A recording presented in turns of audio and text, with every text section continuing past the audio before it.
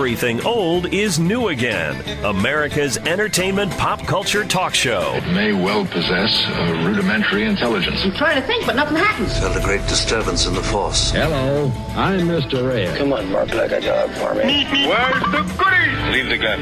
Take the cannoli. I bet you wouldn't have done anything like this if Mom and Dad were here. You filthy criminal. Excuse me while I whip this out. Go ahead. Make my day. Here are your hosts, Douglas Viviani and David Cohen.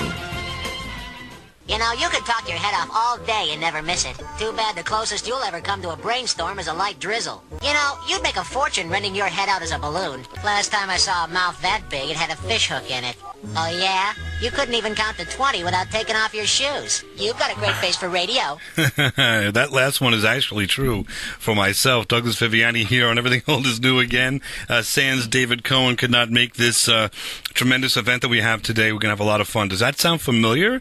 This week, we've got the privilege of spending some time with the most prolific and recognizable animated voiced artists in my book since Mel Blanc. For anyone watching cartoons in the 1990s, you know Rob Paulsen. You may not know the name, but you know the sound. You know the voices of Pinky from Pinky and the Brain, Yakko from the Animaniacs, Raphael, and later Donatello from Teenage Mutant Ninja Turtles, and over 1,000 more voices after winning an Emmy, Annie, Peabody Award. I would say the pinnacle of Rob's career. He was dealt with an unfair and serious turn of events where he suffered throat cancer. Mr. Paulsen survived that challenge and now tells his story in his memoir, Voice Lessons, a book that we're going to talk about for a moment here. He spoke about that back in October 9th, 2020 on Everything Old is New Again, and I'll tell you, it's a great inspirational book. We'll talk about that in a moment. The name of it is Voice Lessons. Besides that, though, the Animaniacs have returned to Hulu, the revival of Steven Spielberg's show that has new episodes airing some 30 years after the original debut. I believe it was 1993, and that's not all. He's touring now with a live show called Animaniacs in Concert, performing live music all over the country. Welcome back to Everything Old is New Again, Rob Paulsen. Well, hello, Douglas. And firstly, thank you for lowering your entertainment standards on behalf of you and your audience to accommodate yours truly. I am thrilled to be back here, and actually, as they say at my age, I'm thrilled to be anywhere. So thanks for having me.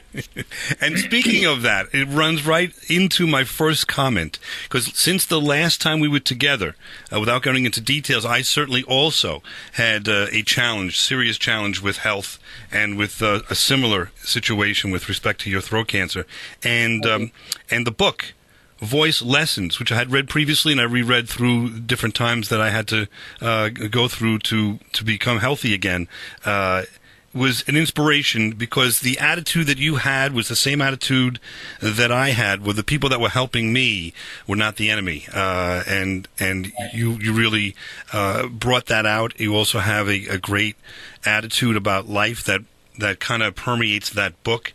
So in some way, I just wanted to say thank you and also tell others that if there's a difficult time in life, certainly this book can be a resource, if that makes sense. Well, thank you. My goodness, I truly, I don't know that you could have paid me a higher compliment, my friend.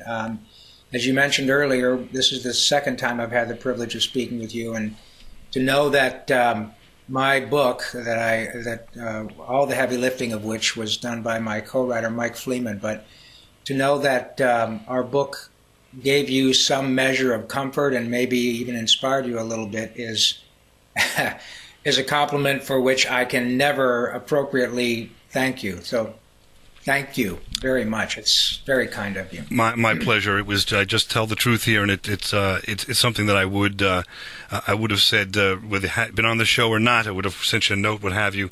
But I wanted to let the audience know. You know, again, we're going to talk about other things, but Voice Lessons is a book that you can get on Amazon. Of course, still now, and dive into it. It is well worth your time. Further, since we were here, the 1993 Animaniacs now are revived for 2 years, and for understanding, there's a third year that you've been renewed for.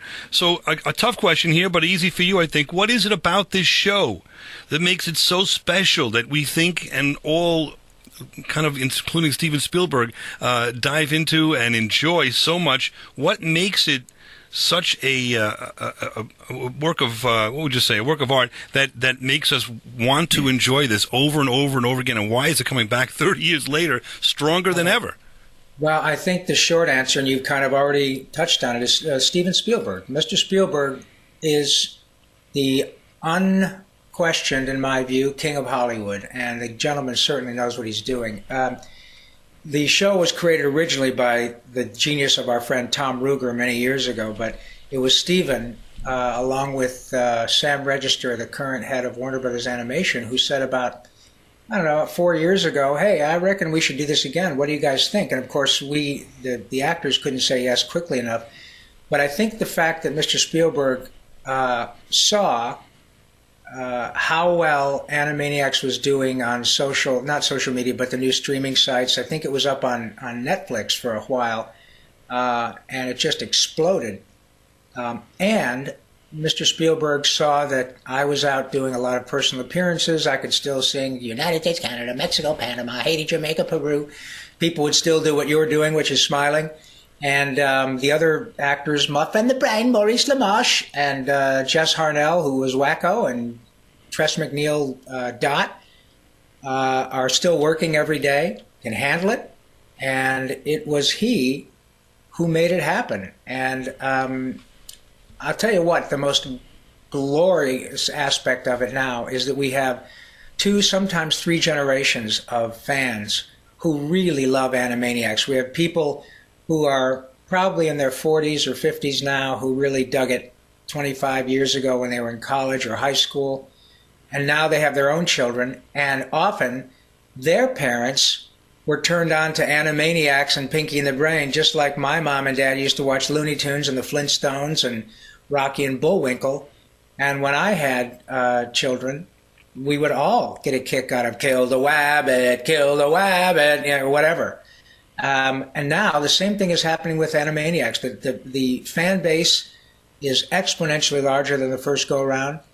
Mr. Spielberg's genius, in part, I believe, is in hiring the right people and then turning them loose. And he did that with our showrunner, Wellesley Wild, and his right-hand man, Gabe Swar, and their incredible team of writers, many of whom grew up watching Animaniacs. So they totally get it. And I'll tell you what, you are very kind in highlighting a lot of creative endeavors on your show. But it's pretty difficult to find something that's comparable to this Animaniacs reboot. To have something that was an unqualified success 25 years ago, a generation ago, new episodes having not been created in the context of Pinky and the Brain or Animaniacs since 1999. And we have the show again on Hulu, and it's a hit. And it's an unqualified hit. It's really remarkable to find anything that, or sort of difficult, I should say, to find anything that's that remarkable in terms of shows that have been brought back with the original cast and a new crop of writers and a giant built-in audience. So again, the short answer is Steven Spielberg, and the moral is don't ever bet against Steven. Well, yeah, I'll tell you that, and don't ever bet against yourself and the talent that's put into this show, because what happens is, and we see this in Everything Old is New Again, of course, that there are reboots and remakes and so forth, and even they try again to go back to the well, and if you don't have the talent in place, it's never going to work. So it just gels. Your cast and crew, I'm sure, gel like they did back in the day. And again, the new writers are some new blood, and I will talk about in another section. I've got a couple of clips I want to talk about the show and what it's like. But let's just, for the last couple of moments here, talk about that there's a live version, so to speak, a live concert, if we want to call it that, that you can see and look for the schedule at, before we run out of time, Animaniacslive.com, Animaniacslive.com. We're in a lot of these cities, so I'm going to throw this out there just for a moment, then we reiterate in a few, but January 21, in the Warner Theater in Washington, D.C., the Theater at Westbury in New York, January 22, which is where I will be seeing the show with my kids. The Wellmont Theater at Montclair, New Jersey. Fitzgerald Theater in St. Paul, Minnesota. Capitol Center in, and I'm going to butcher this, but I'll try it, in Manitowoc, Wisconsin. There we go. Thank you. Pabst Theater in Milwaukee, Wisconsin. The Royal Oak Theater in Royal Oak, Michigan. The Agora Theater in Cleveland. We're in all those locations. So come on out and watch and get involved with this show because it is a lot of fun. I want to leave you for a moment here with a little bit of some song, and we'll talk about why we're talking about song and enjoying the Animaniacs live when we get back right here. And Everything Old's New Again with Rob Paulsen. It's time for Animaniacs, and we're zany to the max. So just sit back and relax. You're listening to Everything Old is New Again, America's entertainment pop culture talk show with Douglas Viviani and David Cohen. The students got together and they made Clem Cadiddlehopper a doctor of foolology. So at this time, we would like to introduce you now to our friend, Clem Cadiddlehopper. Well, my wife is a lovely lady. She's only 21. Of course, that's 150 for you and me. Of course, because she's a dog, if you don't get the joke. Welcome back to Everything Old is New Again. We are having some fun with Rob Paulsen, talking about live Animaniacs in concert. Animaniacslive.com is the website to grab your tickets. That is Red Skelton. Goes all the way back. I remember visiting my grandfather back in the day.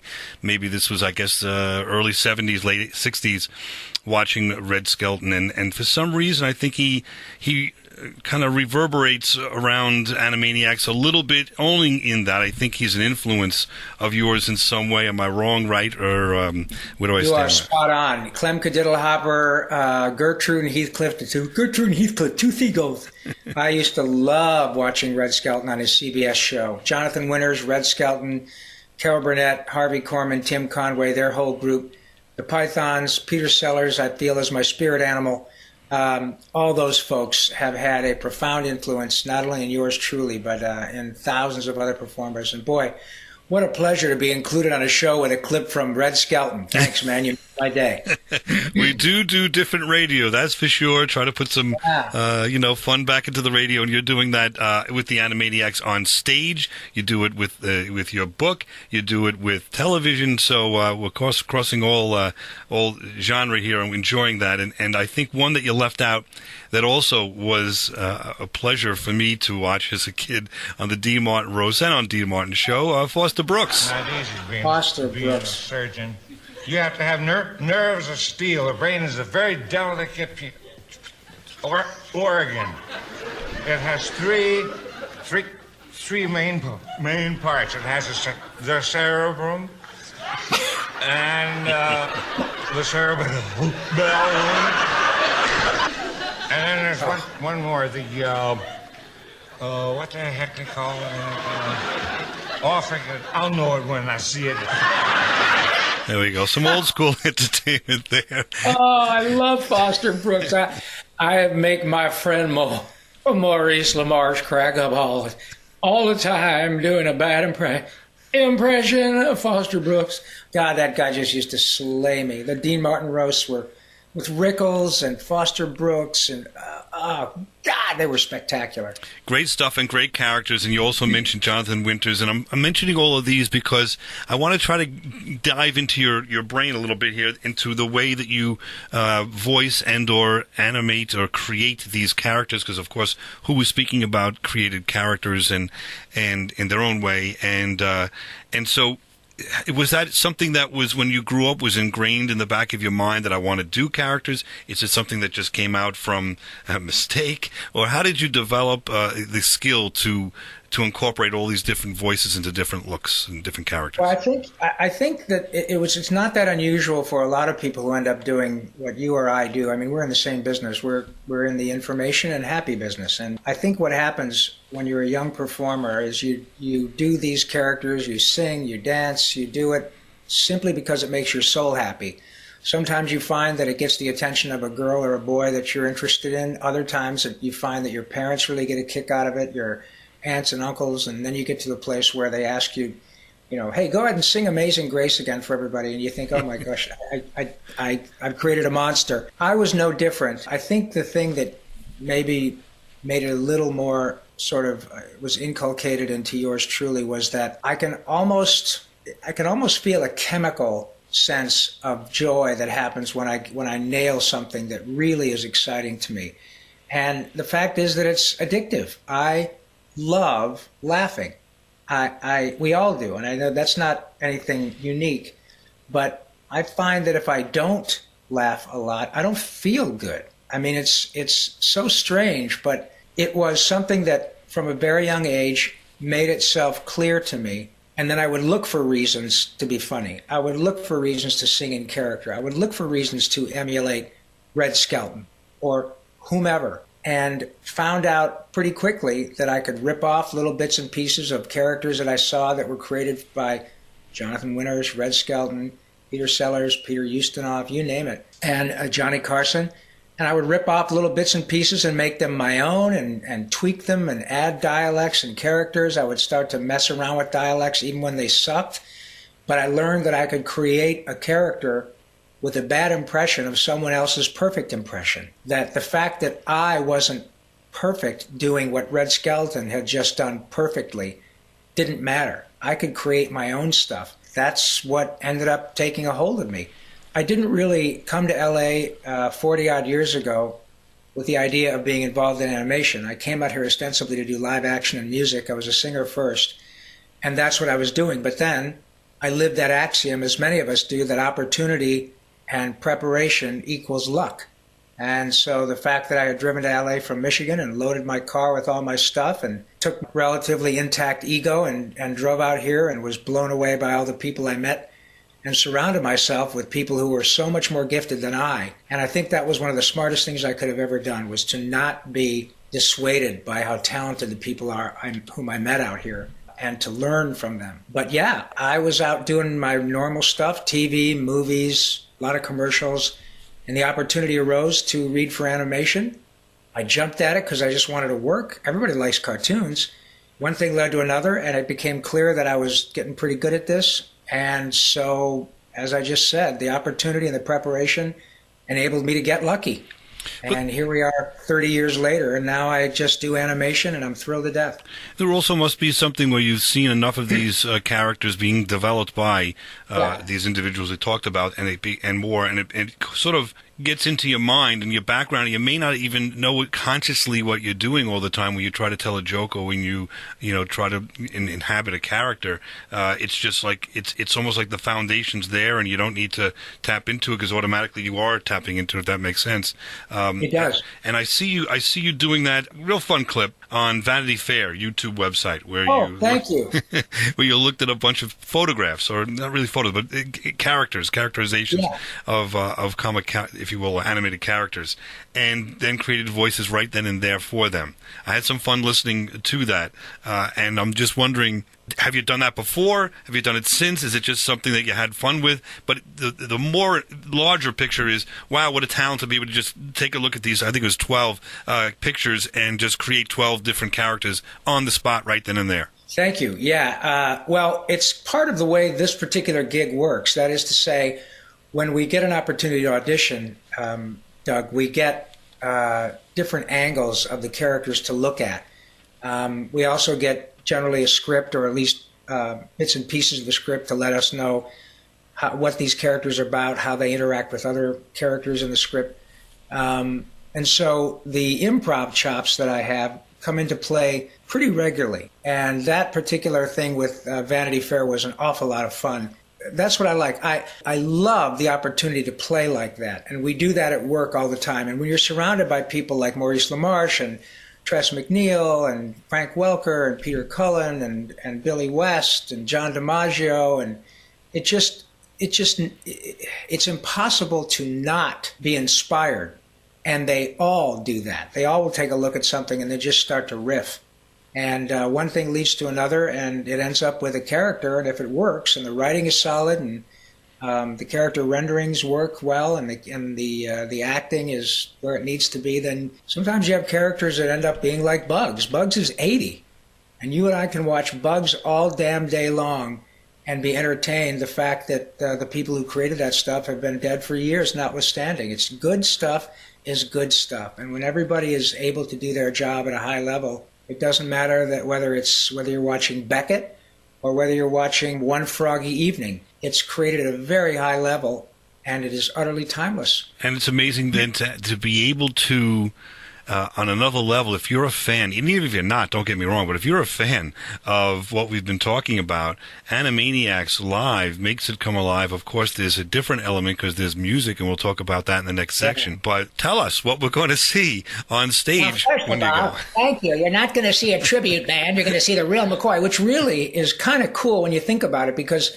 for years, Warner Brothers has had Bugs on Broadway, where they'll do big cartoons, a giant screen, and a full orchestra will play Carl Stalling and Milt Franklin's incredible music with all these classic cartoons.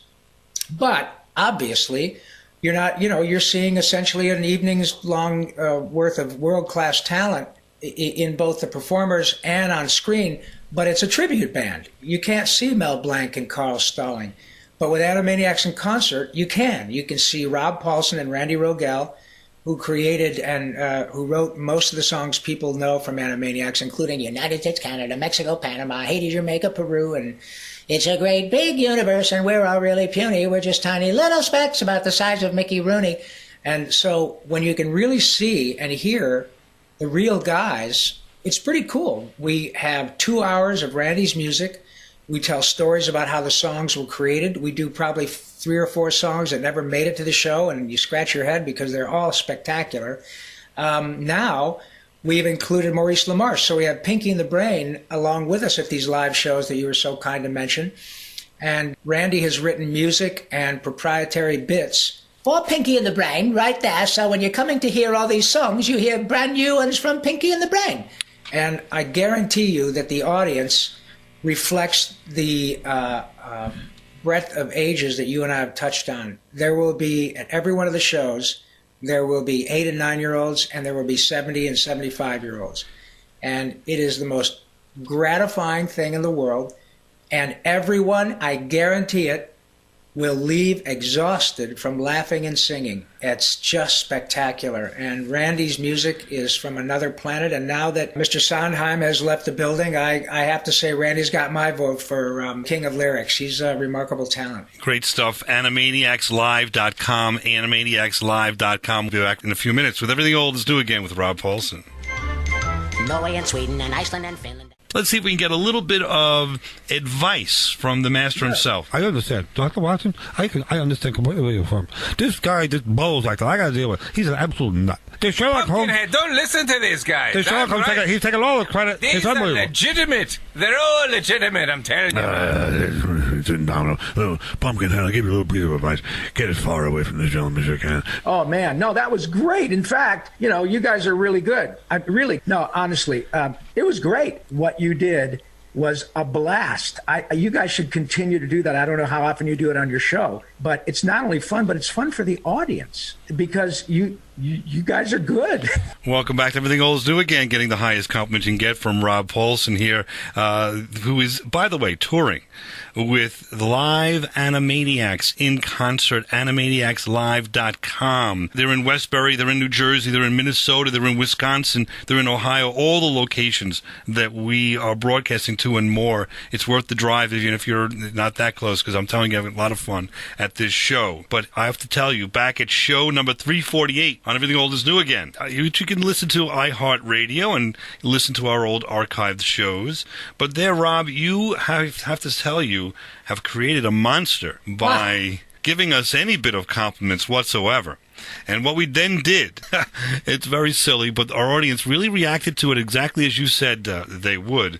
They enjoyed it. And what we did was then we took that sort of compliment and we said, let's, fictitiously speaking, we're going to bring in a young lady who is the artistic director of the Maplewood players in New Jersey and critique our characters as we go. So I wanted to play that for you for a few moments and then get you. We're actually going somewhere with this, believe it or not, and it does relate. I'm so glad. That makes me so happy because you guys were good, and the audience loves that you let them in on something. They love that they get a chance to be exposed to something that's brand new, and it's fun for you, and it's clear that it's fun for you. That's why they like it.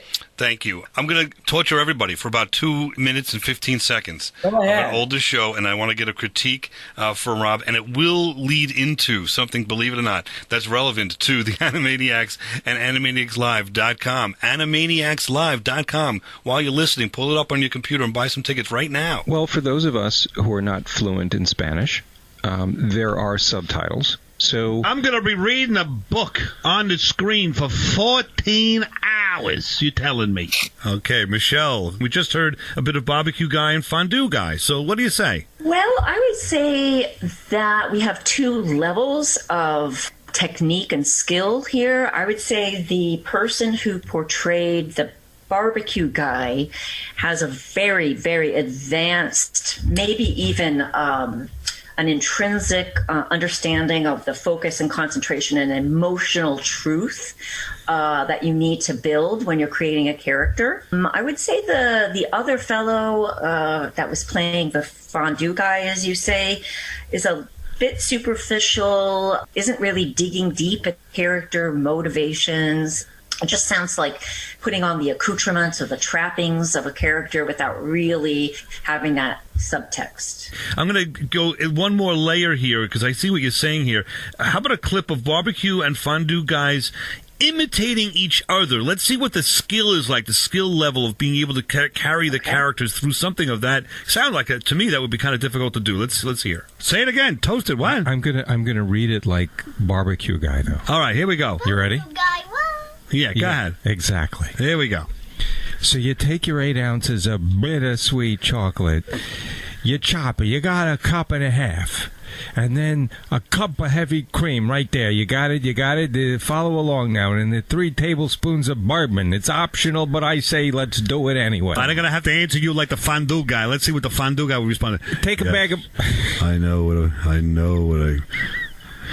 Take a bag of marshmallows. I now have a headache. Then you basically put it on the floor, you stomp on it with both feet, throw it on a barbecue, and there you go. That does not sound very appetizing to me. In fact, as far as I'm concerned, I'd like to have a glass of wine, some Beaujolais, and a little fondue, and that's all I would like to have. Can I say that is the most intelligent statement I've ever heard you speak? There we go. There, Michelle, what do you think? I think the person who portrayed, he was originally the Barbecue Guy, and then he was, inhabiting the Fondue Guy. I just want to, did he go to Yale Drama or NYU School of Acting? Because I'm actually pretty blown away at how he can go back and forth from the characters. I'm stunned. I would suggest the other fellow who did the reverse Fondue to Barbecue maybe wants to come in on my Zoom acting coaching classes for a little refresher course. Woo!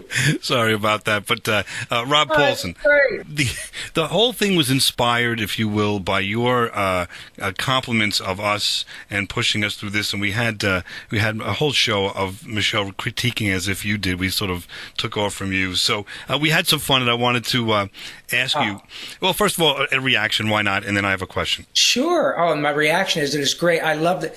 But I love that Michelle got to use all these $100 words like intrinsic and accoutrement.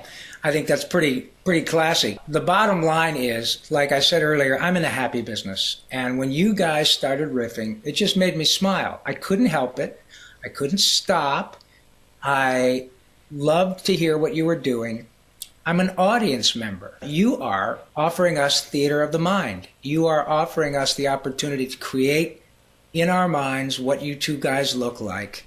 Moreover, you're having a great time doing it. And you're not... One of the things that I liked about what I heard the first time you did it for me a couple years ago was that you were not afraid of being bad. What I mean by that is not that you were bad, but you weren't worried about it.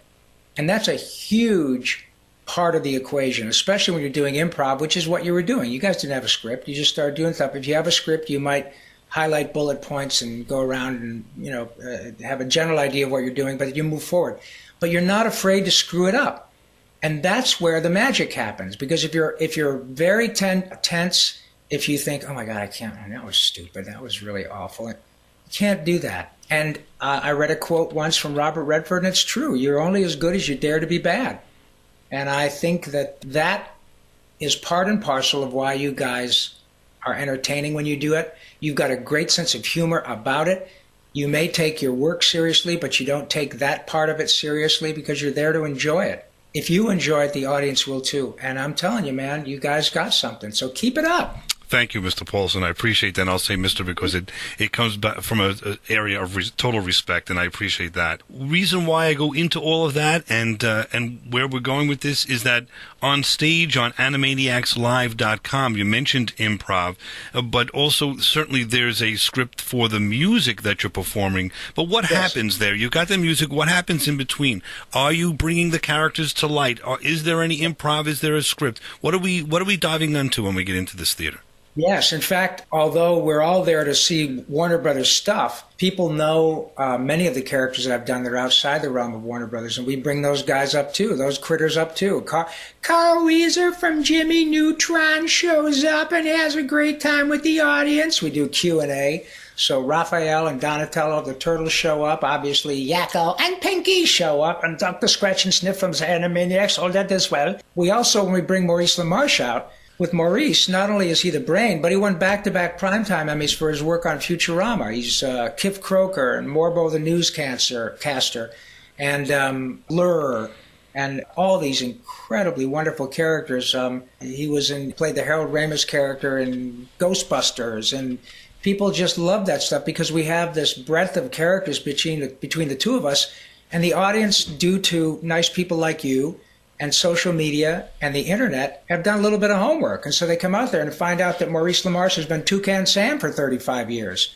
And that he he took over for Mel Blanc and did Foghorn Leghorn forever on recent Looney Tunes stuff.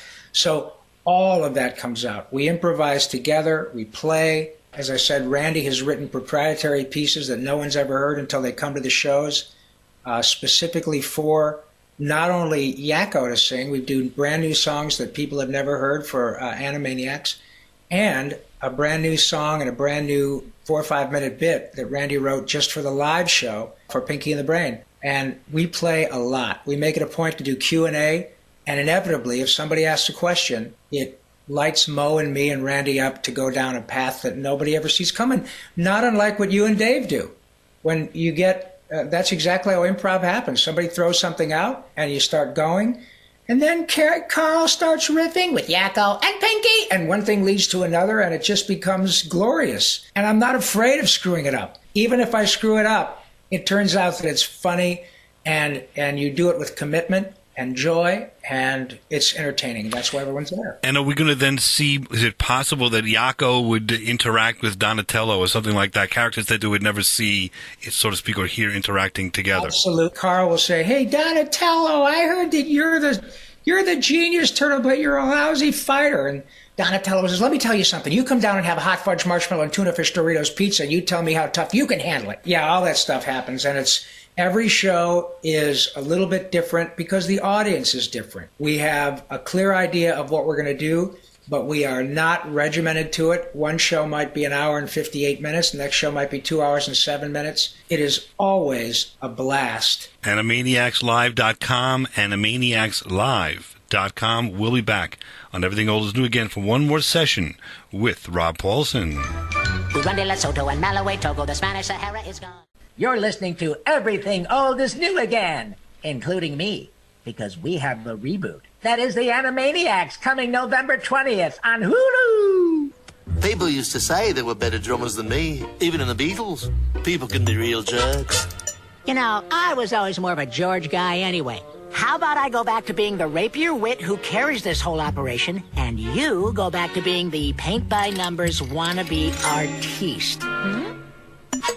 And while you're at it, why don't you cut your ear off? I've heard of abstract animation, but this is ridiculous. Welcome back to Everything Old is New Again. That is the Animaniacs 2021. We have the voice of Yakko himself, Rob Paulsen here, and that may or may not translate because, and I'm going to expand upon that, that's just a peek into, if you haven't seen this show, how thoughtful it is. It is animation. That does not mean that it's only for children. There's reference there, of course, to the Beatles that my son would get, but there are some younger people that would not. There's certainly reference there to Picasso and to Salvatore Dali, I believe, and others in terms of artistic work. And you see the way they represent that in the Animaniacs on Hulu in that episode with the animation itself. There's a use of a computer animation program there that they're kind of breaking down the fourth wall and having us as the audience see this character just kind of have trouble with his writer and trying to move along. And it's so creative and so different. It does remind me of Bugs Bunny on some level. The early ones weren't necessarily just for children, and they had Humphrey Bogart and different other references and things. So we're here with Rob Paulsen, and I want to ask you, am I on the mark or not with respect to trying to describe Animaniacs 2021 that's on Hulu right now? Yes, you are on the mark, and you've kind of said it in so many words, and the idea is not to condescend to the audience. The idea is whether or not the audience gets it, quote unquote, is not the issue. The issue is let's be clever, let's try to lampoon some sacred cows, and let's assume that the audience will get it, whether it's now or 20 years from now. And I don't think that that's dissimilar to the way Bugs and Rocky and Bullwinkle, the Flintstones, all of that stuff was written on several different levels. And that was the genius of Animaniacs in the first go-around, was it never condescended to the audience. And now, when I meet people in their 30s and 40s who liked it when they were in high school and college, or maybe even in junior high and didn't get certain cultural references, and now they get them. And their kids... most kids wouldn't know who Van Gogh is or who Salvador Dali is or who Picasso is by the time, maybe when they get in high school, but they could be watching Animaniacs now and just enjoy it. The parents can watch it, not want to blow their brains out because they know they're going to get something smart. And that is part and parcel of what makes Animaniacs or other shows that don't condescend to the audience successful, that they're built absolutely to appeal to people at different levels in their lives. And why not? Because we assume this stuff will be around forever, long after I'm gone. And I'll tell you, it's so true, because I was watching that episode in particular with my son Leo's 9, my daughter Angelica's 12, and they were getting on a certain level. Now, Angelica's not a Beatles fan, but boy, did Leo get the reference immediately. He looked at me. We had just seen Get Back and so forth. Oh, my God. So, on the Disney Plus, yeah. So it was so relevant, and he was so excited. He was like, he kind of couldn't believe that his show was referencing something that Dad loves, and of course that Dad dragged Leo into loving. You know what I mean? Isn't that the greatest? And you are absolutely pointing out what makes this so precious, is that it is a show that is by design for everyone. It is about watching the shows with your kids. It's about spending time together with your family. You know, when my son was little and Beavis and Butthead was around, there was about, I think he watched it, and this has nothing to do with Mike Judge, who's a brilliant guy. I love King of the Hill. Right. Great show. But Beavis and Butthead was kind of a one-note thing. It was, you know, they'd say boobs or they'd say fart or whatever. And my kid, after about his third or fourth episode, he would say, well, I know it's coming. And I'm kind of like, and he just sort of naturally lost interest in it.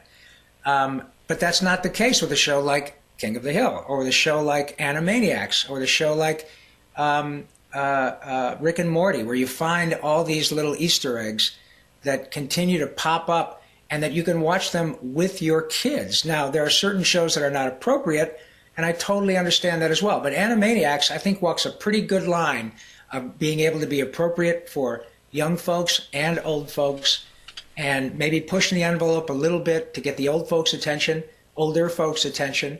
And you may even say, trust me, you'll understand this one day.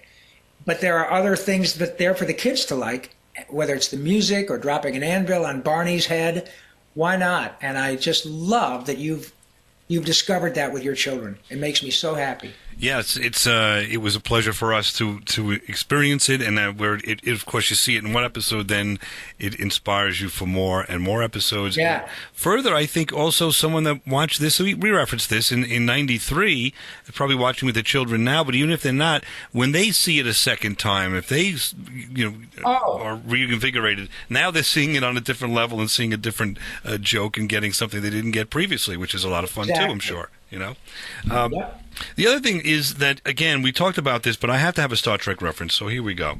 Every show is a Star Trek reference. Star Trek is one of the only shows that I know 30 years later with the original cast was still performing at a high level with the movies and so forth, and still doing well.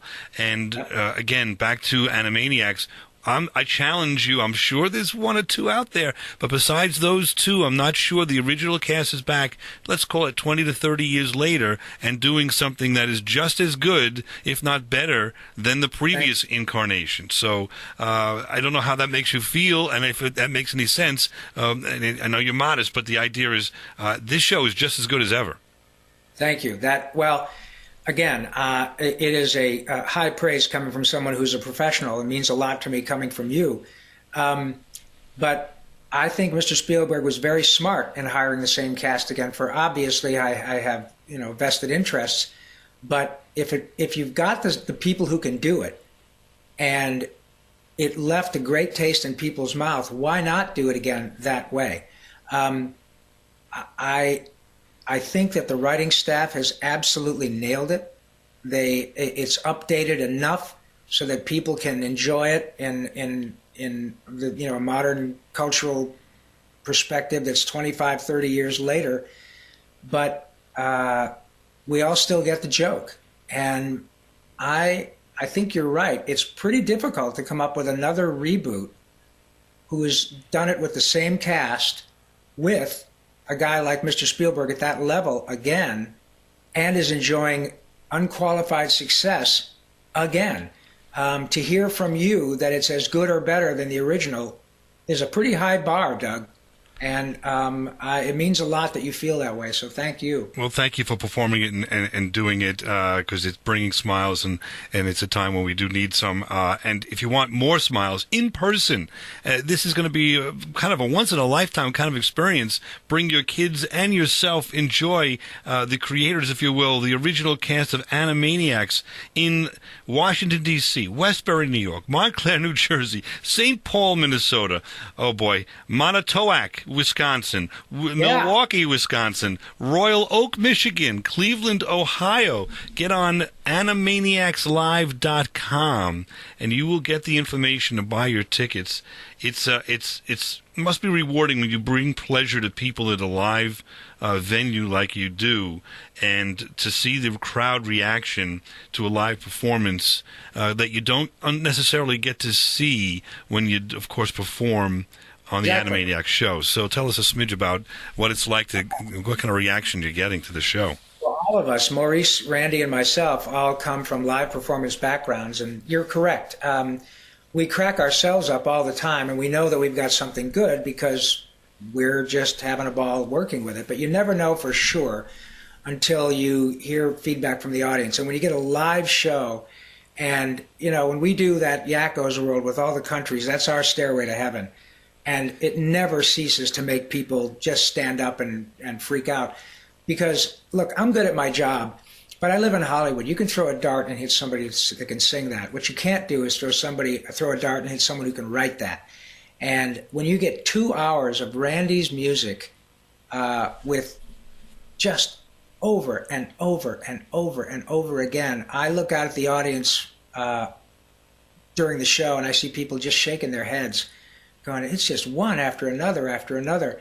And it is so gratifying, so unbelievably gratifying. You see people singing the songs, and often you'll see people who are getting a little bit tearful because it's a deep connection to something that was very precious to them. And now they're there with their kids, or they're there with their children's grandparents.